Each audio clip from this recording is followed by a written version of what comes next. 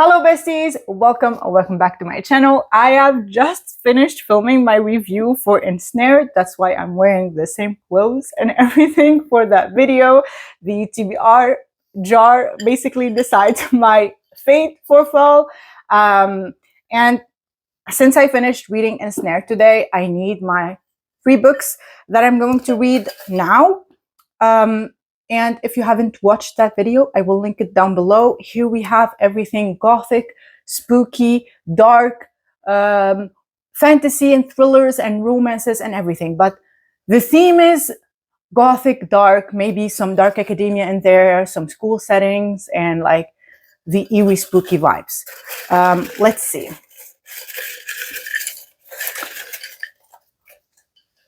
I was going to say, I hope we get a good one, but then I thought all of them are good, to be honest. So, oh my God, I really want to read this. I really wanted to read this since I got it in my favorite book. Maybe you didn't see it. The Glittering Edge. Where is it? I think it's there. It is there. Let me bring it. I also, you know what? I appreciate that I have a physical copy of this. So I read physical copies from my physical TBR too. I wanted to read this the moment I got it because of the character art. Oh my God. And the cover. And this is one of the most beautiful copies of this year. I think it is a standalone. I think.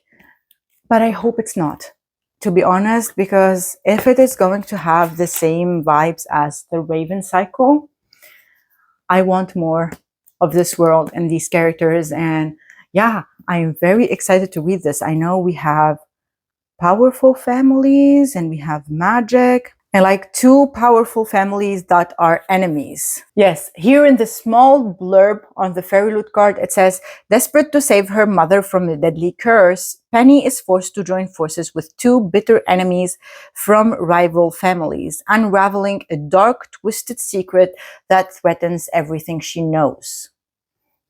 And we have magic and everything. And I think there was a school setting in here too. Maybe they go to high school. I don't know. Maybe it is during the summertime. We're going to read it. I'm very, very excited to read this book. Let me put these flasks back. I love them. I got them from the dollar store because they brought all the Halloweeny stuff and like pick your poison and arsenic poison. I thought they looked so cute, so I got them. Okay.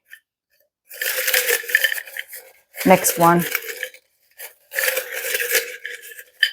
I hope it's like a spicy dark romance or like Gothic romance. Oh, it is. It's the Poisoner. And you know what?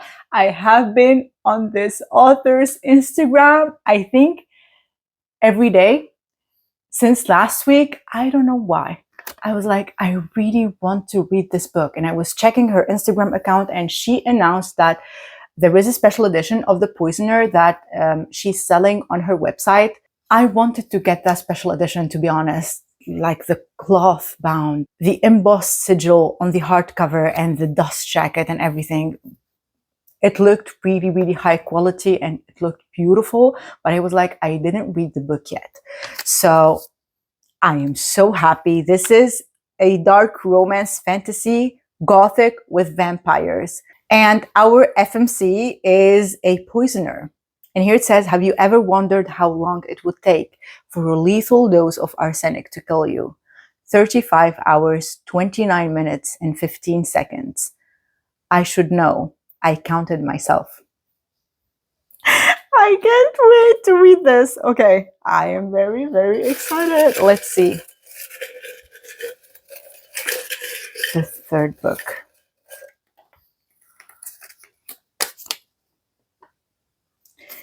Speak by Ruby Darling? Wait a second. I saw, yes, I have it here opened. This is the 1st book in a duet. The duet is called Rainmore University.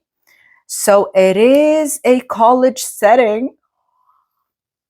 I am loving my TBR To be honest, I'm loving my picks. This is a dark romance, white shoes. Oh my god, the first comment, and this is Brittany, and I follow her on Instagram, and I love her, Rex. She's a dark romance reader. She said, you ever finish a book and just sit there like, what the actual hell did I just read? And why did I love every second of it? This book was unhinged in all the best ways, and I ate it up.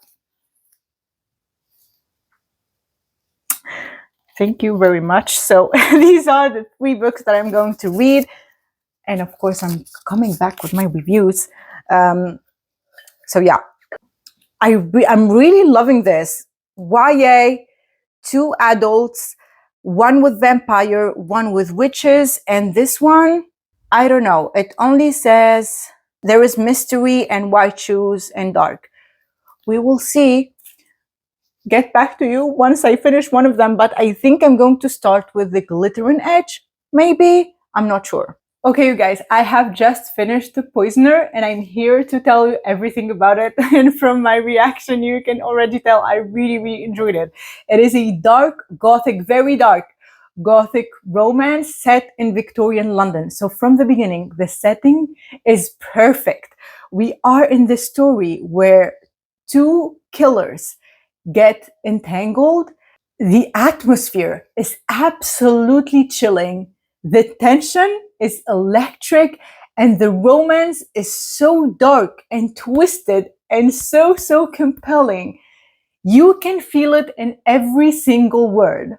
First of all, we have a dual POV, and we follow our FMC Alina. She's the poisoner, but that's her secret. She's a very talented botanist, and she creates these concoctions, deadly concoctions, that are specifically targeted for evil, wicked men. And for the longest time, she believed that she was working in the shadows. Her work was invisible, until one day she attracts the attention of Silas Forbes. He's a creature not quite human. He's a vipera. You can say he's a vampire. He has fangs and he drinks blood, but he also have other characteristics, physical. I will let you find out about them when you read the story, because those were interesting to read about. And he also has a forked tongue. And how they meet at Phoebe's party. Phoebe is Alina's lifelong best friend, and she's a very attractive young lady too. And they meet at her party, and from the moment while Silas was feeding, and they lock eyes while he was doing that, and Alina is like, okay, I know who my next target is. And from that moment, a game begins. She's 100% sure he will come for her, and she's going to be ready for him. And this game begins of predator versus predator, I want to say too. Alina is no prey. Poison versus blood. And I so much enjoyed this game. I want to say, first of all, this book is very character driven. So although Alina is working on something and we know what it is, and there is a goal connected to her work and her research, but it is more about the interactions between the characters. And it is interesting. And it kept me reading, to be honest, because they are very unusual characters. They are not the soft kind ones. Both of them are vicious. First of all, I want to mention how Alina's character is described. She, the author, Ivy Ophelia, she gave her scoliosis. On one half of her face, she has white lashes and a white brow. I've never seen that in a FMC, to be honest. It was very refreshing. It was the first time I see an FMC with scoliosis, and it made her even more striking. She has these striking blue eyes and raven hair, and she's gorgeous.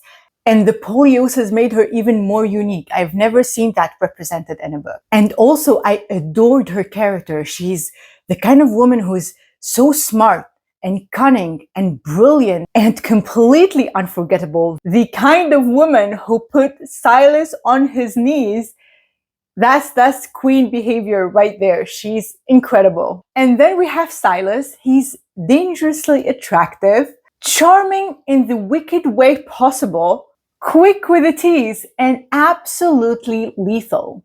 And he's not just morally gray, he's straight up dark. And there is no pretending that he's a good guy. And that is exactly what makes him so irresistible. The chemistry between them is so electric, it crackles like lightning. They are total opposites, but that is what makes them work so perfectly.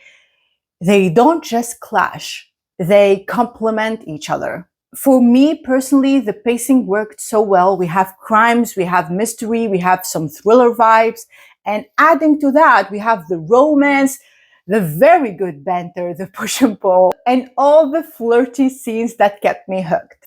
And just when I thought that I had it all figured out toward the ending, it hit me with a ton of unpredictable things. Some of them I was not on board with, to be honest, but I want to say that it all wrapped up nicely at the end of the book. And I really, really want to know what's going to happen in book two. I'm dying to get book two because that ending was so unpredictable. And a lot of the scenes that happened toward the end really shocked me to my core. I was shook. And from the reviews, when I was writing my review, I read like some people were also shocked. And a lot of the people who gave this book 1 star and didn't like it, they didn't like it because of some of the things that happened there. But for me, I gave the book 4 stars because I really enjoyed my ride with it. And even though those scenes were shocking and like, I didn't like them at all. I didn't like what was happening, but I'm not going to lie. I really, really enjoyed the book. And to be honest, looking back now, I think the author did it on purpose to remind us that in this story, no one is truly good.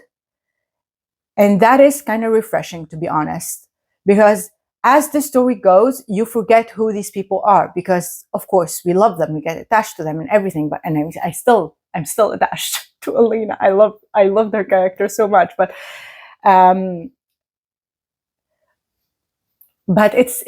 think it is on purpose, and I think we are going to get. I want book two to be full of female rage. That's what I'm expecting in book two, and I really, really hope it delivers. And yeah, if this sounds good to you, highly recommend you pick this one up. Now, I already started reading The Glittering Edge, and it's only the first chapters, like 4 or 5 chapters. And I'm really loving the small town setting and the old family feud. And I'm sensing some hidden secrets too. So I'm definitely eager to continue on with that story. And yeah, I will get back to you once I finish it. Okay, you guys, I'm happy to report that I'm adding another YA gem to my list of YA gems that I adore. This was so good. This was an amazing YA contemporary urban fantasy book. I was so surprised by the ending and by where the events went, and I didn't see the twists, to be honest, and I really, really had a great time with it. In this book, we are in Idlewood. This is a small town setting. It's called Idlewood. It's in Indiana. And you can say that this small town is built on rumors. And one of the darkest rumors in this town is the Berrien curse. Decades and decades ago, the DeLucas, a family who everyone swears are a family of witches, supposedly cursed the Berriens in a fit of revenge. Now the story goes, if a Berrien falls in love with you, you will die. And for our beautiful Penny Emberly, she didn't believe any of this. For her, it was just a rumor. These are just stories, until her mother becomes the latest victim of the curse. Now she's on a mission Let me take off the dust jacket. To unite in order to save her mother, unite, which is the unthinkable. Corey Berrien, this handsome right here, who is the golden boy of the Berrien family, you can say. And the witch, the misfit witch, Alonso de Lucas, who is determined to prove he isn't the villain everyone thinks he is. And as we dig deeper into this curse, into forbidden magic and the history between the Berriens and the De Lucas, Penny starts to realize that the curse runs deeper than anything she ever thought, and that the truth is more dangerous and darker, and that it could cost her everything. The book hooked me from the very first page. The tension was so palpable. Every glance, every rumor, every shadow feels so charged with secrets. And once Penny realizes that the rumor is the truth, the curse is real, the stakes skyrocket. When I tell you it hooked me from the first page, and I mean from the first sentence. The 4th of July party is surprisingly fun until Alonso de Luca shows up. Needless to say, this is my favorite character. I loved his character so much. He's the kind of character that steals every scene when he's present in the book. Every scene when we have Alonso, he steals the spotlight for me.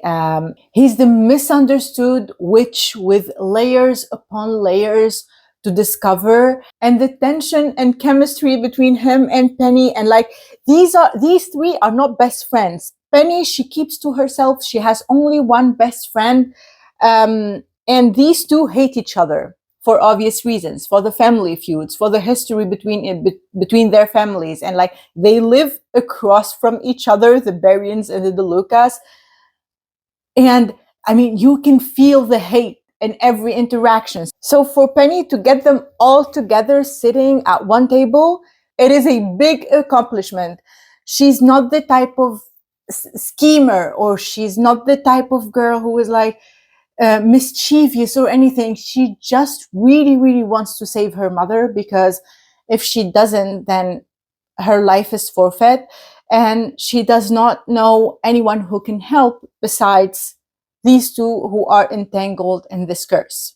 And the danger and the twisty family dramas between the history of the Berriens and the history of the De Lucas, and all the secrets that they are going to uncover along the way. It really made me feel like I couldn't turn the pages any faster. It was very gripping, and the small town vibe, and you know, Mystic Falls, the Vampire Diaries, it feels like that. Like it is a small town, but like the vibe is very mysterious, and like with the rumors and everything, that's the vibe of the Idlewood town. And I also love that it was not only about breaking the curse, this forbidden magic, it was also about uncovering years and years of lies and betrayals and forbidden love. And the truth, as I said, it really had me absolutely glued to the page. It is the perfect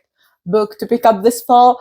If you haven't read it yet, highly, highly recommend. As a YA quick read, I mean, this was a bit on the longer side, I want to say 400 something pages. But,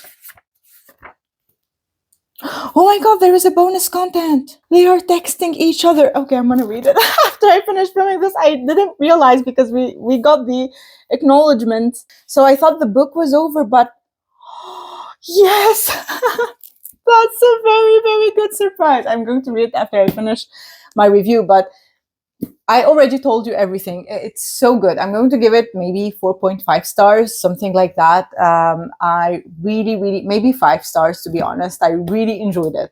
And yeah, I cannot wait to read book 2. I think this is going to be a duology, I believe.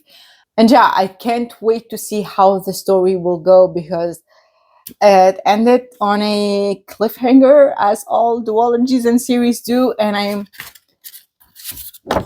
very excited for the next book.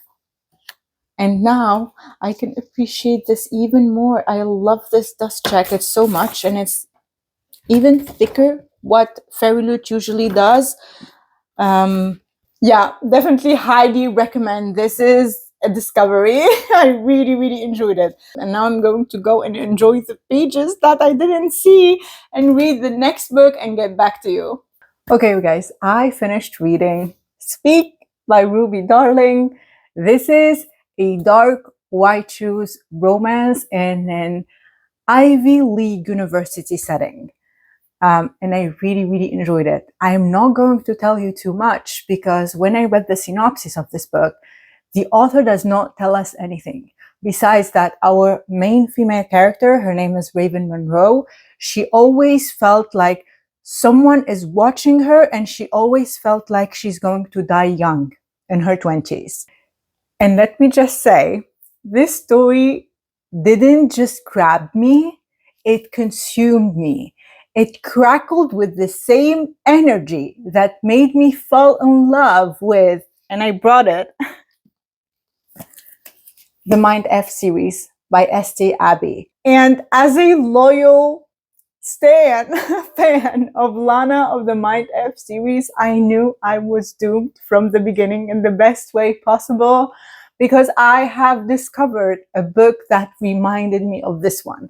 Now, maybe I didn't read as many dark romances to fall in love with so many books that are comparable to this one, but this book gave me major Might F series vibes. The mystery in this book and Speak messed with my head in the best way possible. I kept trying to guess, and I kept guessing who hurt her, who did this to her, why they did this to her at the beginning of the book. And then we follow, of course, and we discover little by little.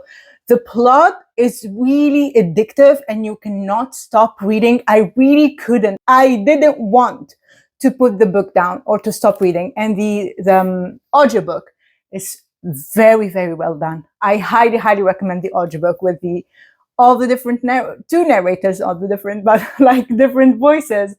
And yeah, the audiobook was excellent. Like, it's not just about the romance. The romance is good. And in my opinion, a little bit too much spice at the end of the book toward the second part of the book, but it didn't take away from the plot because I loved it so much. And that's why it reminded me of this one, like the rage and the revenge plot was so, so good. And the white shoes romance, I'm going to take this down. This is not the white shoes. And the white shoes romance in this book was not your usual white shoes. Not everyone was on board. I'm not even going to mention the number of love interests because there's nothing about that in the synopsis, but not everyone was on board, and we had a lot of hesitation and a lot of obstacles and convincing to do, and it really made it so unique in that way that there were a lot of conversations and how are we going to do this and everything. And I really loved that. It made it more realistic, in my opinion. And I love that the synopsis does not mention anything about our guys, because I went in blind and I was surprised in the best way possible. It was so unpredictable and I really liked that. And adding to that, the fact that she couldn't speak, it added so much attention to their interactions. I'm not going to spill the tea or too much, but imagine this. Every single one of them is totally gone for her. Obsessive, unhinged, and possessive to the core. And that is exactly why we adore these men. She did such an amazing job on like choosing men that are very different, different personalities and different, like, even when they start speaking, and if you are listening to the audiobook, you know exactly who is speaking and you know exactly who would say that. And the pacing of the book was absolutely insane. As I said, I couldn't put it down. I was up late reading the book. Very, very binge worthy. Raven is so cunning full of grit and absolutely captivating. We have twists, we have suspense, we have obsession. This story is a wild, addictive ride, and I 100% recommend it. If you are a fan like me of the Oopsies, the Mind F series, if you read it and you want more, something similar to this one, highly recommend this book. And I cannot wait to read the second one. It is a duet. The second book is called Stutter, I believe, and I really want to read it as soon as possible. I have added to the jar so I can have the chance to read it this fall too. But yeah, really enjoyed it. I don't know what to say. I gave it, I think, 4.5 or 5 star. I don't know, but very much worth your time if you love white shoes, of course, and over the top obsessive male characters too. They are a bit like, yeah, over the top. I mean, you will not, it's fiction. You will not find them in real life. I don't think so, or I don't hope so. It's fiction, but very, very well done. Really enjoyed it. If you made it this far, leave me the black heart emoji, and yeah, let me know if you read one of these books, or if you have recommendations. If you read books similar to the Mind F series, please let me know. And also your TBR for fall. If you have recommendations that I could add to my TBR jar, I would be very grateful. And don't forget to subscribe and join the amazing community of book besties that we have here. And I will see you in the next one. Bye.